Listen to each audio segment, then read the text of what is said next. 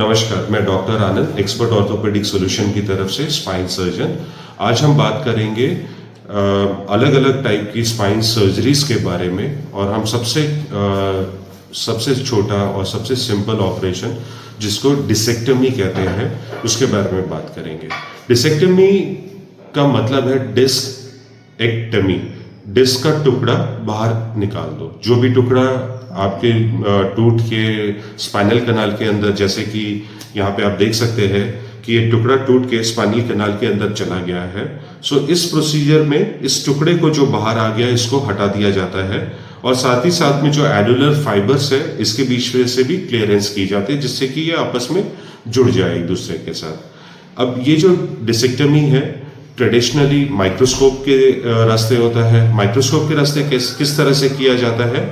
हमारी स्पाइन में यहाँ पे नेचुरल ओपनिंग्स बनी होती है और इस जगह पे लिगामेंट होते हैं। इसको थोड़ा सा हम हटाते हैं, हो सकता है कि थोड़ा सा बोन का पार्ट हमें हटाना पड़े। जैसे ही हम इसको हटाते हैं हम स्पाइनल कैनाल के अंदर पहुंच जाते हैं, जहाँ पे नर्व्स और थीकल सैक होता है। स्पाइनल कॉर्ड L1 पे खत्म हो जाता है, L1 के नीचे सिर्फ थीकल सैक और नर्व्स होती है। इसको एक साइड में लेके जाया जाता है, जैसे आप मेरे को देख सकते हैं इस पेन के रास्ते, और फिर ये जो टुकड़े हैं हम ग्रास्पर के थ्रू या पिट्यूटरी फॉरसेप्स के थ्रू हम इसे पकड़ के निकाल देते हैं। अगर ये प्रोसीजर, सेम प्रोसीजर एक छोटा सा इंस्ट्रूमेंट जिसको एंडोस्कोप कहते हैं, जिसमें कैमरा और इल्यूमिनेशन या लाइट होती है, अगर हम एंडोस्कोप के रास्ते से करें तो उसको हम एंडोस्कोपिक माइक्रोडिसेक्टमी कहते हैं। और अगर हम ये बिना दूरबीन के हम सिर्फ माइक्रोस्कोप के अंदर ये करें तो उसको हम माइक्रोस्कोपिक डिसेक्टमी कहते हैं। पर्पस सेम है। हर जगह पे लोगों ने अपने एक्सपीरियंस के हिसाब से इस प्रोसीजर को अलग अलग नाम दिया है, अलग अलग ये दिया है। लेकिन अगर हम इसके रिजल्ट्स के बात करें तो जैसे ही ये टुकड़ा निकल जाता है आपकी नर्व में प्रेशर चला जाता है, रिलीज हो जाता है, और आपका सिम्टम्स, कमर में दर्द हो या पैरों में जो दर्द है वो इमीडिएटली ठीक हो जाते हैं।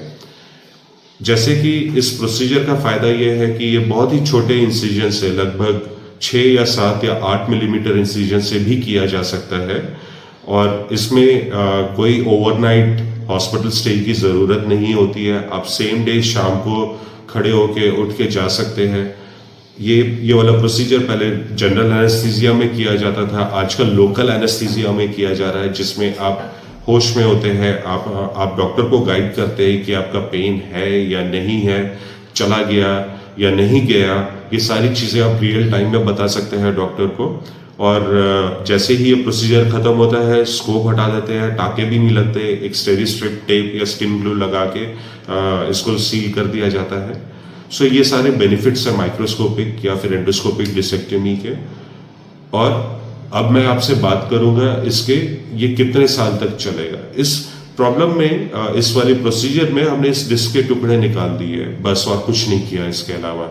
लेकिन जिस तरह से हम घर पे पिलो यूज करते हैं, जब वो नया आता है तो एकदम फुला हुआ होता है और थोड़े दिनों के बाद वो दब जाता है। सिमिलरली ये जो डिस्क के टुकड़े निकालने का मतलब ये नहीं है कि आपकी डिस्क ठीक हो जाएगी या रिपेयर हो जाएगी या कुछ होगा। हाँ, हीलिंग हो जाती है पीछे एनुलस में, लेकिन जो डिस्क की हाइट कम हो गई है वो उतनी ही रहेगी या और धीरे धीरे करके कम हो जाता है। और फिर उसके बाद एक टाइम ऐसा आता है जब ये दोनों बोन एक दूसरे के ऊपर आके टकराने लगते हैं, और उस सिचुएशन में नस दोबारा से दबती है। सो इस तरह के प्रोसीजर्स में हमने ये देखा है 3 से 5 साल में लगभग 75% लोगों को एक और ऑपरेशन की जरूरत पड़ती है। और इस ऑपरेशन में सेम डिसेक्टमी किया जाता है और साथ ही साथ में स्क्रू और रॉड लगा के इसको फिक्स किया जाता है। हम ये फ्यूजन सर्जरीज कहते हैं। इसके बारे में हम अगले वीडियो में आपसे और डिस्कस करेंगे। अगर आपको ये चैनल अच्छा लगता है तो आप इसको लाइक कीजिए और इसमें कमेंट कीजिएगा। आप अपने सजेशंस भी दे सकते हैं कि आप किस प्रोसीजर के बारे में जानना चाहते हैं, और हम आपको उसके बेनिफिट्स, उसका रिस्क, उसके साइड इफेक्ट्स और उसकी लॉन्जेविटी के बारे में बता सकते हैं। नमस्कार।